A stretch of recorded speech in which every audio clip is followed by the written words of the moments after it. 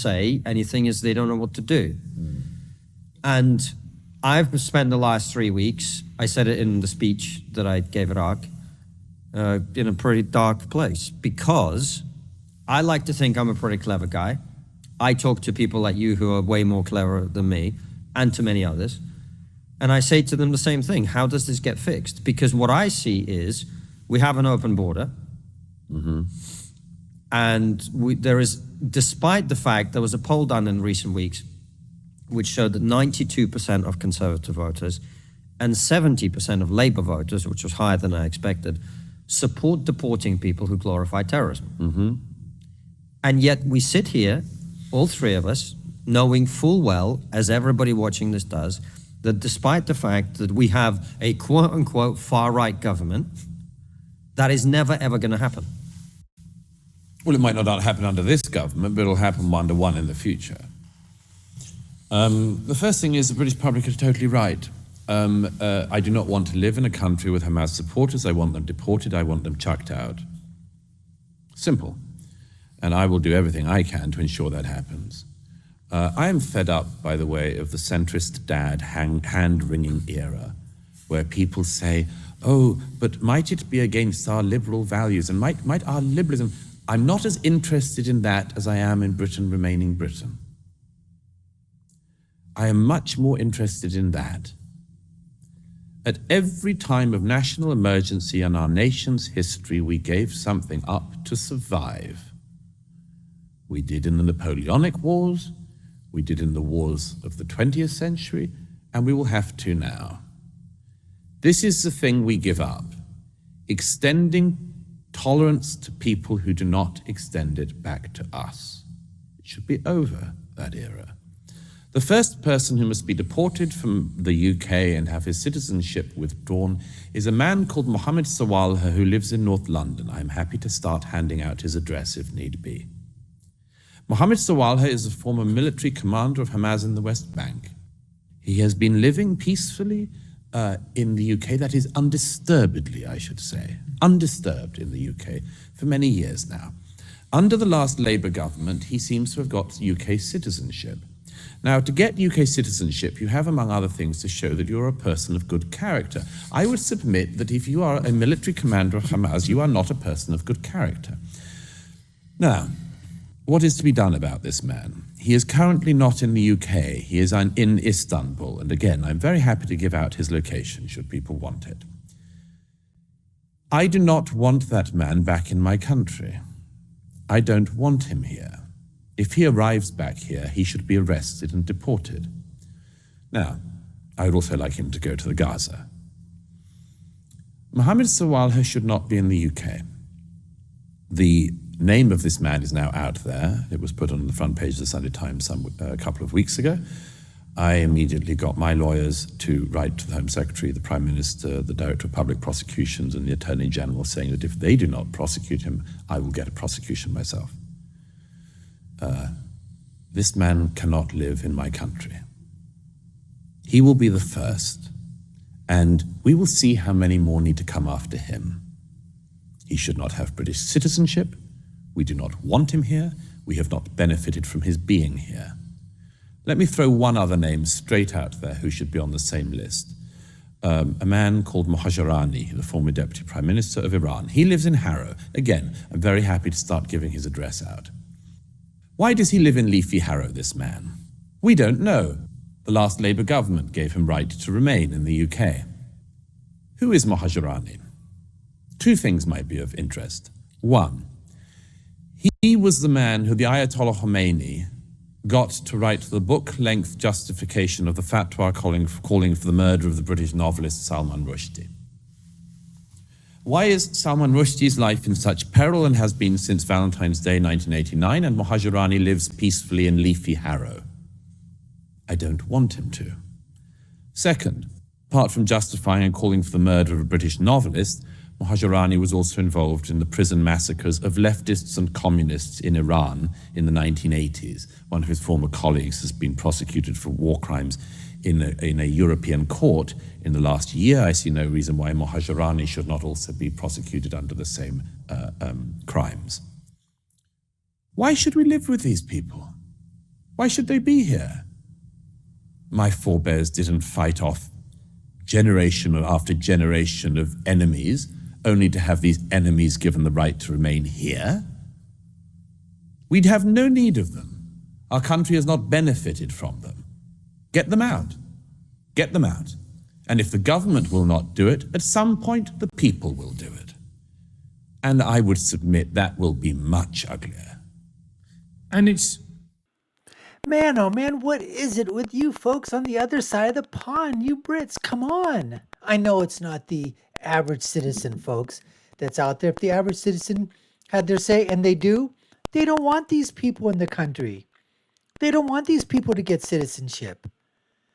But like Douglas said, somehow in the Labour government, both these two terrorists, these two Islamists, fundamentalists, somehow were given the ability to stay, live cushy lives, probably given a house. These people, they siphon off millions and millions of dollars, have them probably, stowed away up in Switzerland in the banks. Speaking of banks, I wonder if the British government or the British banks are investigating these people, how they got their money. No, but they go after Nigel Farage and other conservatives and say, you know what, you're banking is suspect. We need to investigate where you're getting your funds from.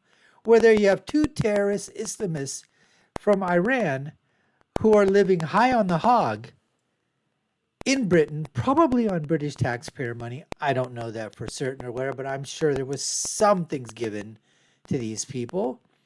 And yet, I love the fact that Douglas is literally going in there and saying, you know what, if you want, I'll give you their names. Absolutely. Nothing wrong with that. Freedom of information, freedom of speech, freedom of the press. He's more than legally, he has nothing inside there. He can give out an address of somebody.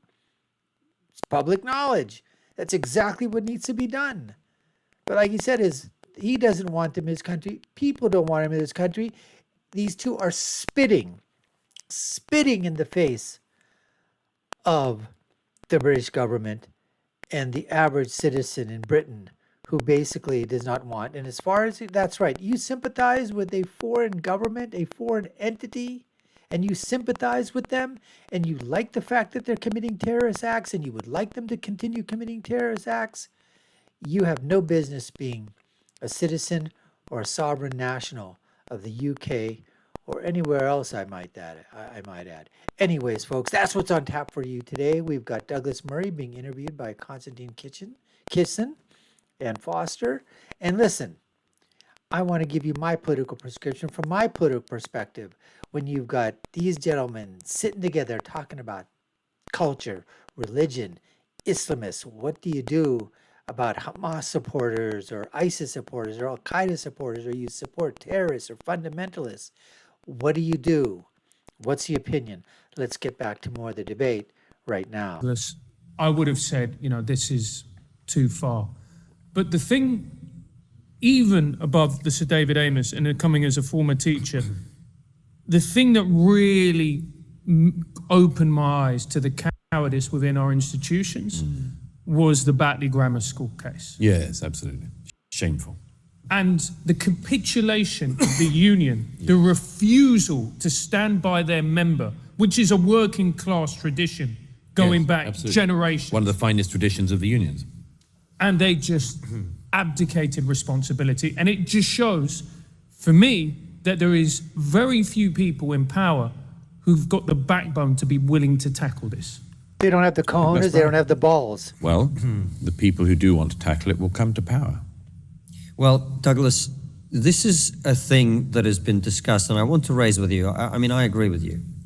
And I saw Ron DeSantis, the American presidential candidate. He gave a speech in which he said, the point of immigration is to bring people who are going to benefit our country.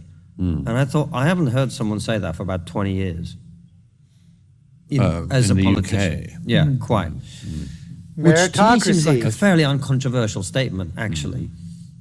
But the argument that I see going around online, I mean, these people specifically that you're talking about, I think few would argue about. But Oh, I bet they would. But anyway, well, if they don't argue about it, why not do it? quite. And I want to come back to that as well. But the one Douglas, thing I man. see is particularly American commentators say, well, look, the right in particular has been banging on about free speech endlessly. And then you have these people go out on a protest and suddenly everyone's saying they should be deported. What do you say to those people? First of all, not everyone's saying they should be deported. A small number of us are. Yeah, I have some friends on the sort of libertarian right, as it were, as well as people on the left who say, but you're such a free speech activist. How could you deny the rights of free speech to people who simply want to stand outside synagogues taunting Jews for the murder of their fellow Jews? Well, this is not a practice of free speech. This is not an interesting test case of free speech. It's very straightforward. Throughout our history, as I mentioned earlier, we have repeatedly been willing to say that certain things trump our most cherished values, and the main one is our ability to survive. I would say that at the moment we are at a very important point, not least with policing in the UK. The protests that have taken place in recent weeks, and the protests that have policing already been sucks. announced for the weeks ahead, have been a great test for the Metropolitan Police and other police forces across the UK. And it is a test that they have failed monumentally. Now, I know the So policing true. decision they've made. So true. Part of the policing decision, clearly, is that they will observe the crowd and they will see if anyone breaks the law. And if they do break the law, they may get a visit at some point later from the police and they may be arrested. This happened in the 2000s with Anjem Chowdhury and the group members of Al-Mujahirun. There was a very similar thing. There was once actually an occasion when Al-Mujahirun came for me personally in the streets of London, and I was amazed that the British police didn't do more to protect me or, well, anyway. And it turned out that they were doing the same thing, which is they hang back in order to arrest people later. Cowardice, Well, cowardice, here's the problem with cowardice. that. The world only sees the crime being committed. The world does not see the follow-up. The world is very interested in watching the streets of London at the moment and are horrified by what they see. They do not see the tiny number of arrests that the Metropolitan Police has been willing to actually carry out of people who are supporting Hamas on our streets. And not only that, by the way, Douglas, we saw a couple of years ago people who drove down from Blackburn, quite far away from London, to go into Jewish areas and through megaphones shout, rape Jewish women, kill Jewish women.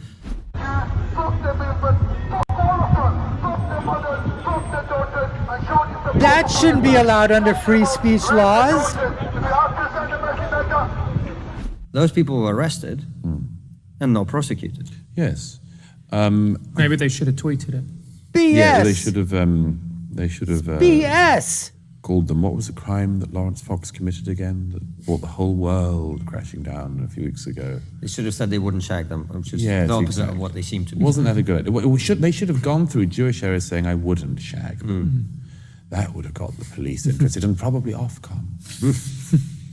That would have got the Guardian going for months. My God, we've been diverted, haven't we? Here's the thing. The police are also, of course, in this strange case of several cases we now have on camera of the police taking down the posters of missing, stolen Jewish children that have been put up in London and other places, and as well as being What ripped the down hell is by, that? Muslims in the UK and leftists in the UK. That's just They've absolute also bullshit now been taken again. down by police in the UK. We have footage of the Metropolitan Police taking down these posters. Two things about that, if I may. The first is we should follow the example of some blue-collar workers in New York and elsewhere in America recently who have found these scumbags taking down posters and confronted them. If the police are not going to confront people ripping down posters and trying to hurt Jews on the streets of Britain, again, I would like the public to do so. And I think the public should start to do so. And that is what will happen if the police do not protect the public. The public will have to start protecting the public. The second thing... May I just on that? Sure. Aren't we being slightly dishonest, Douglas, the demographic situation in the UK is very different. It is I don't know that if I was to challenge somebody in the street doing that I, frankly, at this point would have the support of the people around me. I wonder if I might find myself in the minority. Okay, well, what will happen at some point is that a group of people who are in a majority will come down from some other part of of the UK, and they'll do it themselves. And who would say that that was a bad thing? At this point, yeah. At this point, if this is all on the table, oh, they're going to regret it. The police are going to deeply regret this. So that's the first thing. The second thing is, and let me be as clear as possible on this, the police clearly seem to think in the UK that the big problem is that it is provocative to put up posters of abducted Jewish children, and that is because it will provoke community tensions. This, by the way, is not a fringe view. It is a view clearly shared by a number of politicians across the UK, most prominently certain Muslim politicians across the UK. Here, let us be totally frank. Please. If there are people in the UK who are offended by the posters of missing Jewish children, they must leave the UK. We do not want them. Wow. It is absolutely. not Jews who should be fearful in the UK. It is the people who would make Jews fearful. They must leave. It is shameful to me that in the last few weeks, I have had friends from around the world, including Jewish friends, saying, is it safe any longer to come to England, to come to Britain, specifically to come to London? It is not Jews who should fear being in London. It is the people who would make them fearful. Absolutely. So at some point, the Jews, who are a very small minority in the UK, a little over 200,000, they are dwarfed by the large size of the Muslim community in the UK at the moment, but fine. The non-Muslim population of the UK is far larger. And by and large, in my experience, they are very good people. The British still have pride in their past that has not been beaten out of them. They still have a sense of the goodness of our nation. Absolutely. The pride of our nation, of what it has done in the past that we should be grateful for and proud of. Continue to do what so it might in the still future. Do now. Absolutely. Despite decades of indoctrination to try to tell us that we are wicked, that is really only believed by a small number of people who happen to have control of many of the major institutions and who have a disproportionate voice in the media and a disproportionate presence in what used to be called academia. Same in America. We'll do Same this in without America. Absolutely. Do you not worry, Douglas, that with what you're saying, that we're going to be pretty soon, not that you're advocating, I want to make that clear, that we're going to be on the path to a pretty unpleasant government pretty soon? Well, we've got Starmer, of course, but that's a different thing. But what we'll have is, this will all be suppressed again and again and again until you can't suppress it anymore. And it will not be a matter of party affiliation or parties in power. It will simply start to happen on the streets. The British public are being pushed beyond our endurance. And there will become a breaking for point. A political outlet, I think that a large number of people will start to think we don't have a political outlet. The Home Secretary and the government say things, and yet they do not happen. Cowards. The Labour Party say things and promise things, and yet they do not happen. I'm old enough to remember when the last Labour government was ratcheting up mass immigration into the UK, talked about the dangers of mass immigration. I well remember people like, what was his name? There was a Labour immigration minister in about 2007 who gave a front-page interview to the Times of London, in which he talked about the downsides of multiculturalism, how everything had gone wrong with it, and we needed to get control of our borders. We've heard these people from right and left, Labour and Conservative. None of them ever do what they say, and Never. it seems They in never part it's do because they can't. anything. So I very much fear, again, as you say, I'm not advocating it, I'm observing it. I very much fear that in the years ahead, this is past the parties. More people are members of the Bird Watchers Association of the UK than belong to all of the nation's political parties. So clearly people don't believe that political parties are the way forward, or able to do anything, or anything much. So we'll see what's happened. But you know, the public didn't get us here. I was asked by a senior member of the BBC shortly after the atrocities of 2017 what I thought had gone wrong and why the BBC and others were now incapable of speaking to the general public and were missing the general public. And I remember this person They've gone said to left. me, "What should we do, Douglas?" And I said, "It's a bit late now, Yep. isn't it?" So true. I said, "I feel when you ask me this and expect my answer, It's like the like New York somebody who has Crimes. been pushed deliberately into a swimming pool in their full clothing and then asked why they're wet. I didn't want to be here. I didn't want my nation to be here. But we've been pushed here. We'll see what we do." Douglas, I want to ask you about the role of the BBC and the media more generally, but we'll continue this conversation on locals. We'll do about 40 minutes or so on there because we've done almost an hour here. So follow us over there. So Douglas, painting a picture there that's, I don't know, I look at it and think that's kind of a sort of grim-like, meaning that if the police are not going to step in, the public will. The public will do the job of the police. I mean, you're going to have groups that are coming up. I mean, isn't that sort of, what happened with the birth of the EDL? That's just, but it's just so unfortunate that the levers of power that are supposed to protect the public, that is the number one thing that these institutions are supposed to do. Protect the general public from harm. And yet, they're siding with the people that are either doing the violence, perpetrating the violence, or calling for the perpetration of violence or the incitement of violence. But yet the police have no problem going to someone's house, knocking on the door or breaking in and basically saying that you were online on Twitter or on Facebook or Instagram or Snapchat or whatever the hell social media crap, version modality you were on, and you said that someone was an idiot, fat, wasn't a man, wasn't a woman, you misgendered somebody, and we need to arrest your what. And then you appear in court, you pay a fine, you're found guilty of calling somebody fat, or calling a man a woman, or a woman a man, or saying that a man can't be a woman and a woman can't be a man, or you don't want to use pronouns, or called somebody a wrong pronoun, or somebody just made some lie up about you, but the court took it as truth.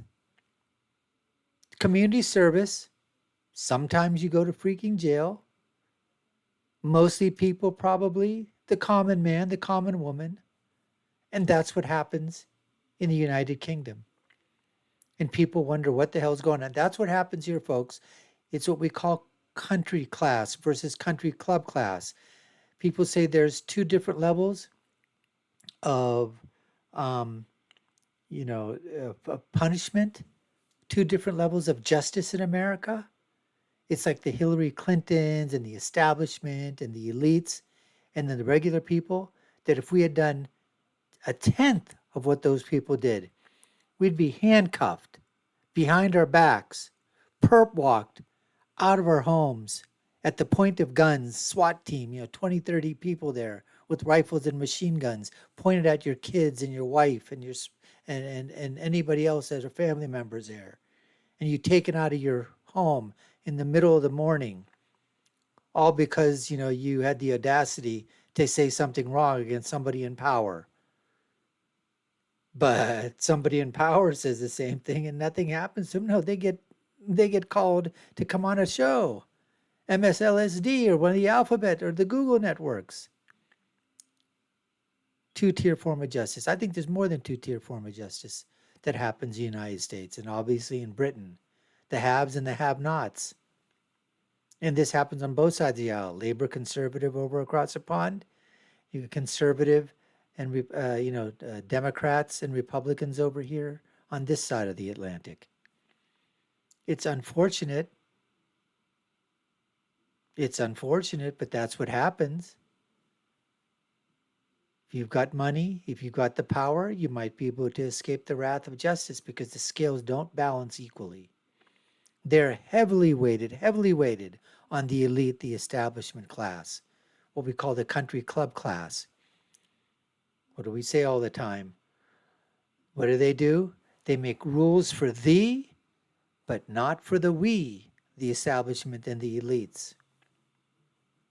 Anyways, folks, we appreciate you taking the time to watch. You've been watching the Dr. Nasir Shaikh Show. Hope you enjoyed this this conversation, this interview with Douglas Murray and Konstantin Kisin. We'd love for you to go ahead, smack that subscription bell if you like our content. Like, share, and follow us. You all know what to do. And I'll leave you with my final thought, which is, when you're right, you're right. And when you're left, you're wrong. Until next time, folks, take care and stay safe.